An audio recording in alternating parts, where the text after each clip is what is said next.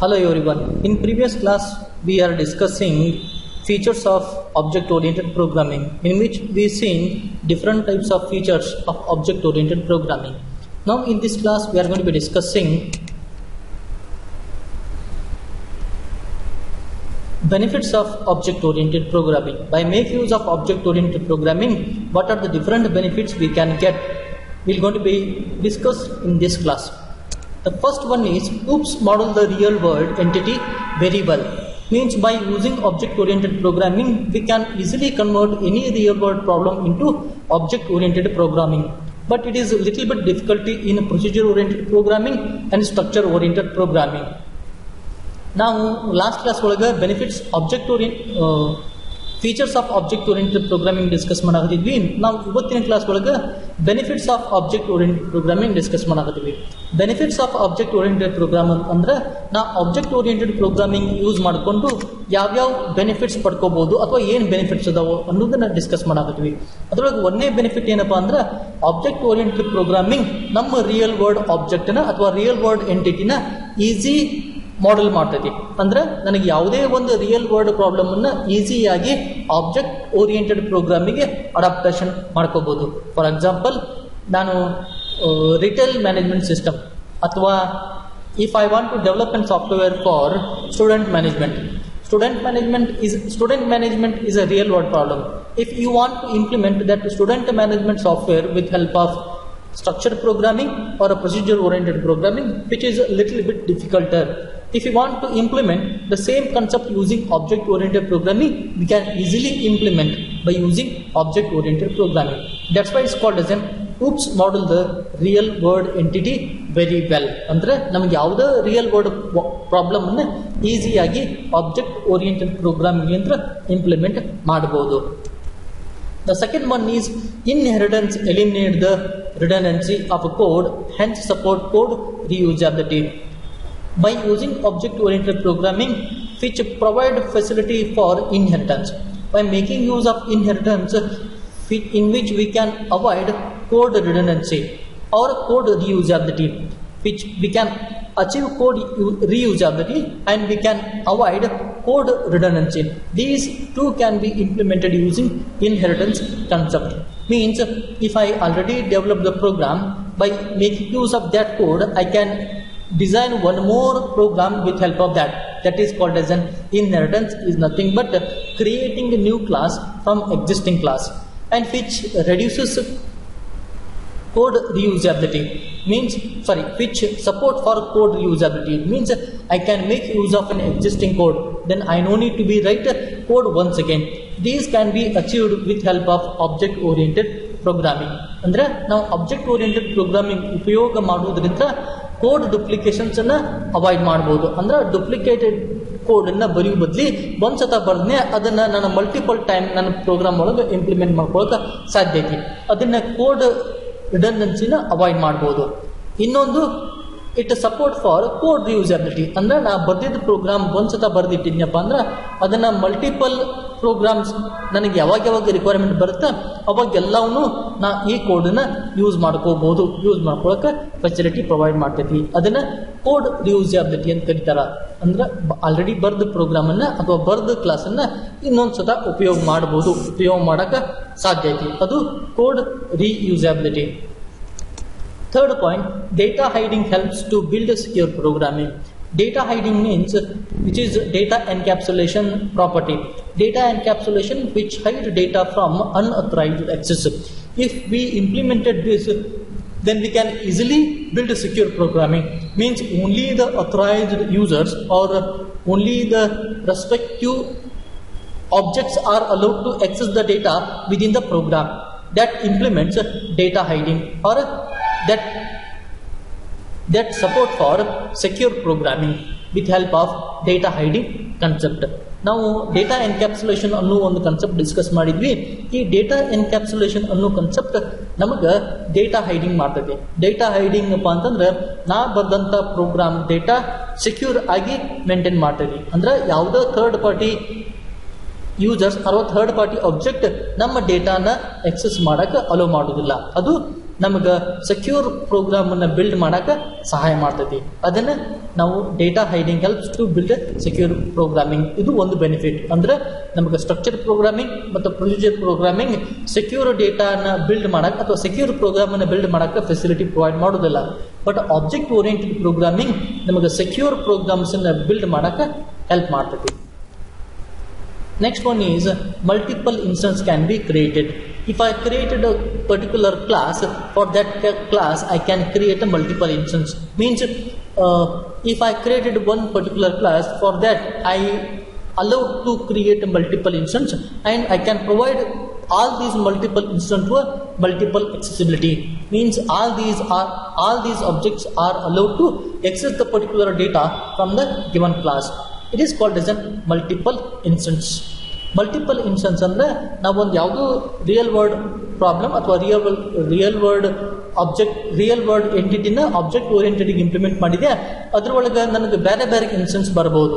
ಅಂದರೆ for example ನಾ student management software development ಮಾಡಿದೆ ಅಂದರೆ ಸ್ಟೂಡೆಂಟ್ ಮ್ಯಾನೇಜ್ಮೆಂಟ್ ಸಾಫ್ಟ್ವೇರ್ ಒಳಗೆ ನಾನು ಯಾರ್ಯಾರಿಗೆ ಎಕ್ಸೆಸ್ ಕೊಡ್ಬೋದಪ್ಪ ಅಂದ್ರೆ ಸ್ಟೂಡೆಂಟಿಗೆ ಎಕ್ಸೆಸ್ ಕೊಡ್ಬೋದು, ಲೆಕ್ಚರ್ಸ್ಗಳಿಗೆ ಎಕ್ಸೆಸ್ ಕೊಡ್ಬೋದು, ಪೇರೆಂಟ್ಸ್ಗಳಿಗೆ ಎಕ್ಸೆಸ್ ಕೊಡ್ಬೋದು, ಅಥವಾ ಪ್ರಿನ್ಸಿಪಾಲ್ಸವರಿಗೂ ಎಕ್ಸೆಸ್ ಕೊಡ್ಬೋದು.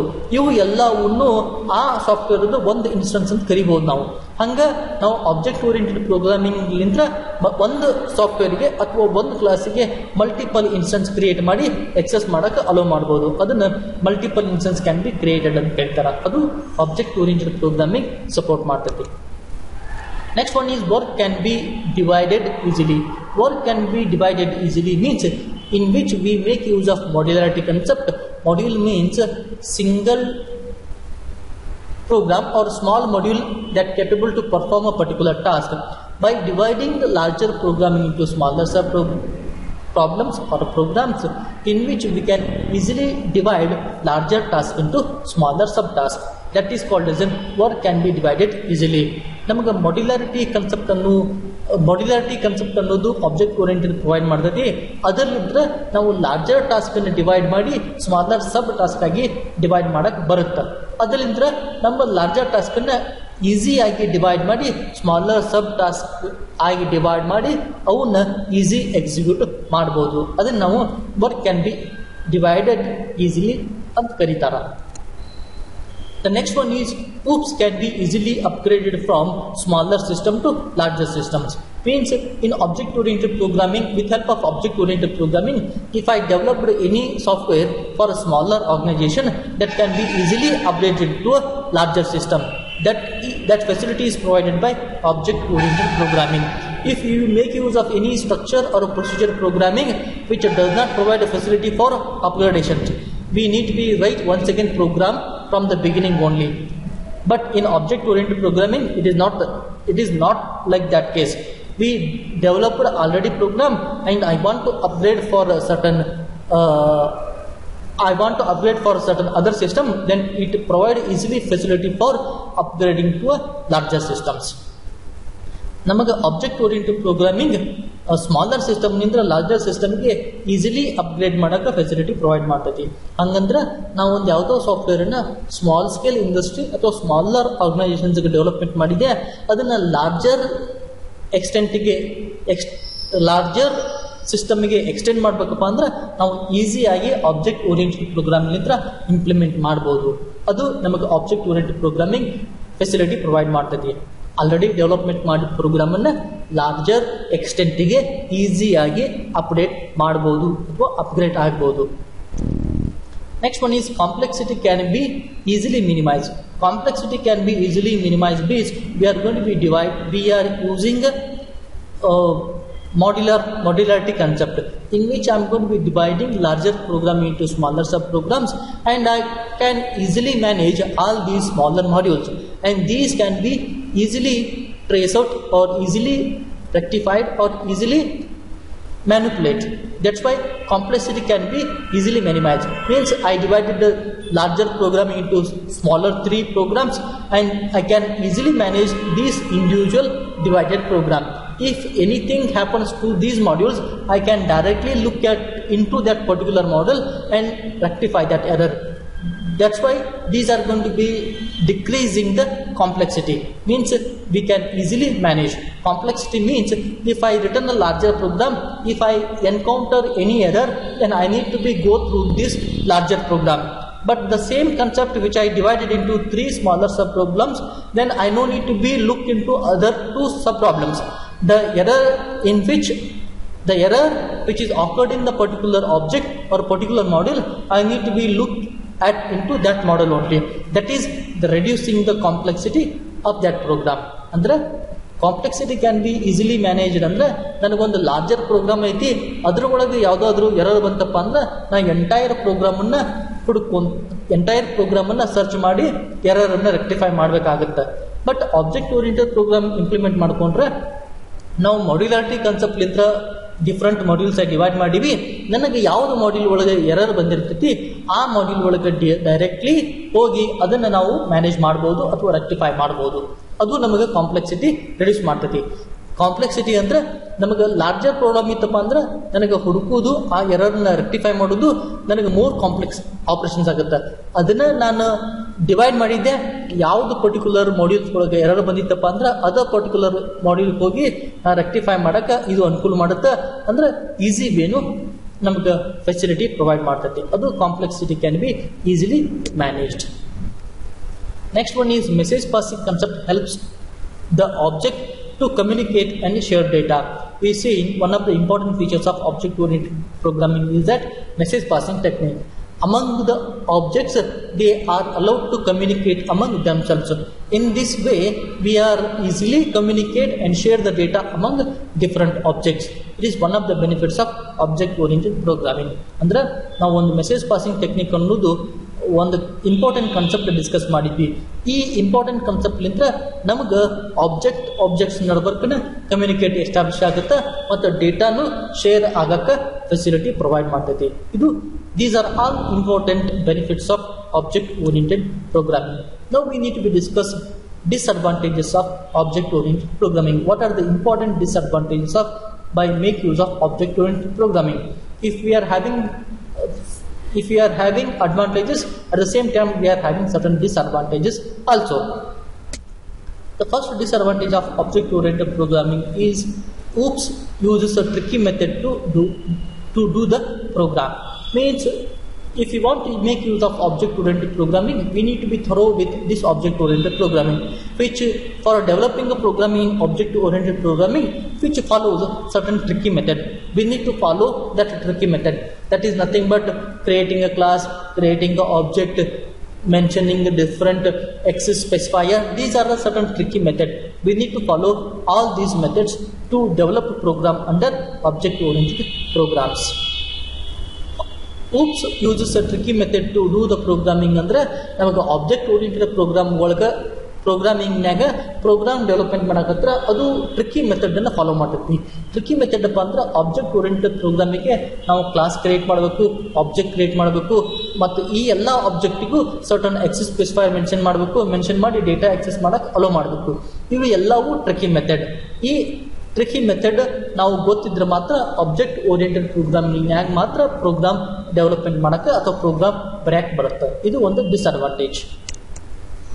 Next one is special skills such as the thinking in terms of design skills, programming skills. Object is required for a program.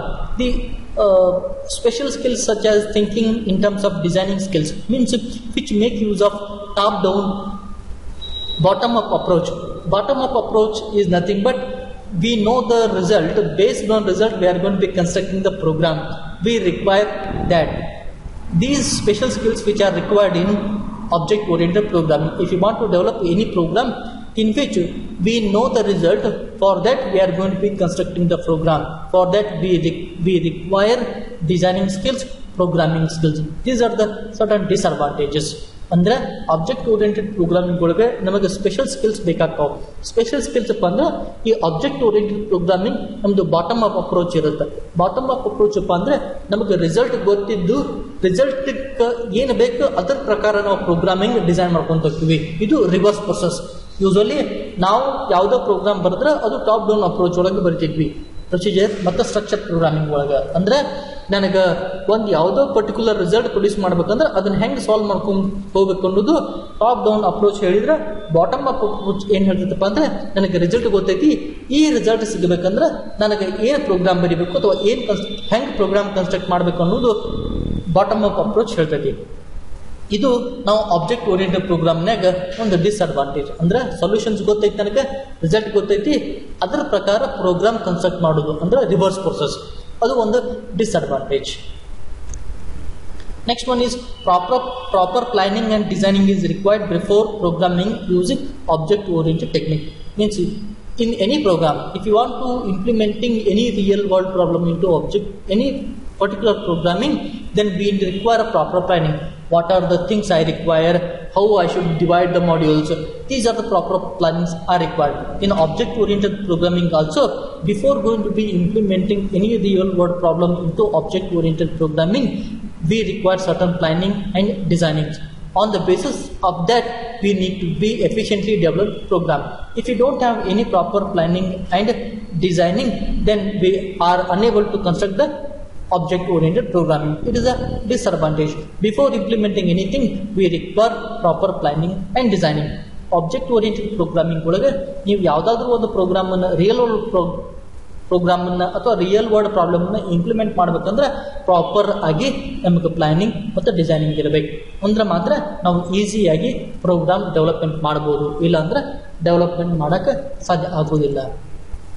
Now we need to discuss applications. ಅಂದ್ರೆ object oriented program ಅನ್ನ ಯಾವ್ಯಾವ different area ಒಳಗೆ use ಮಾಡ್ತಾರ ಅನ್ನೋದನ್ನ discuss ಮಾಡೋಣ.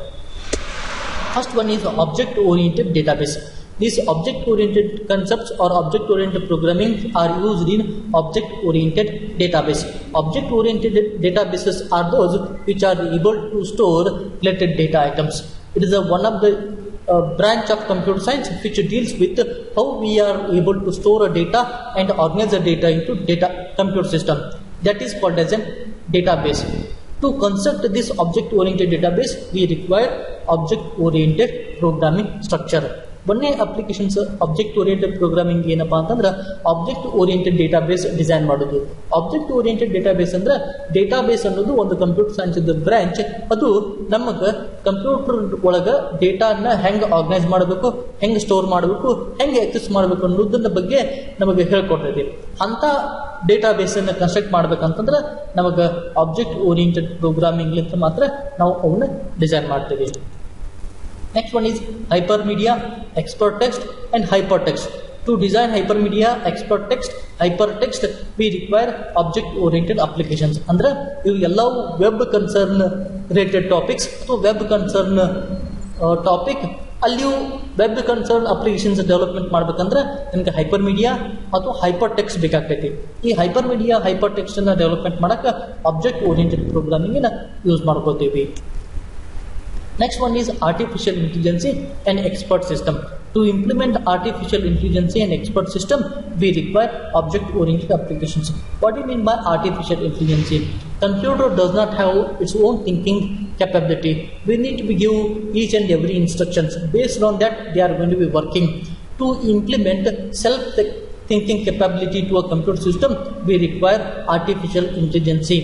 To implement this artificial intelligence in computer system, we require object-oriented programming system.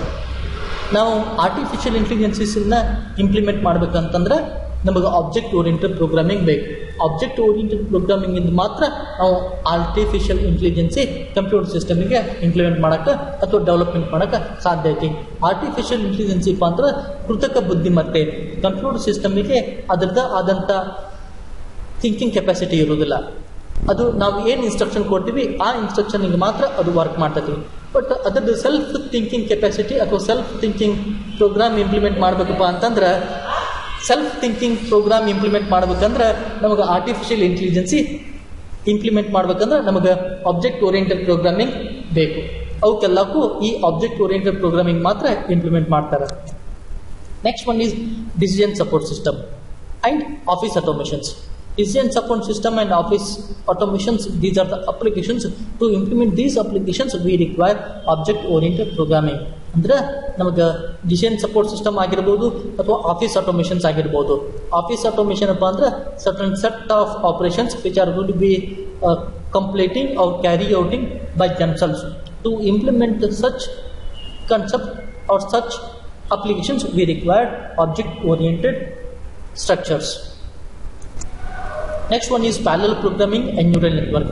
Neural networks or neural networks means network of network. To implement or connect computer systems together, we require network. The network of networks are called as neural network. To implement these neural network, we require object-oriented programming structures.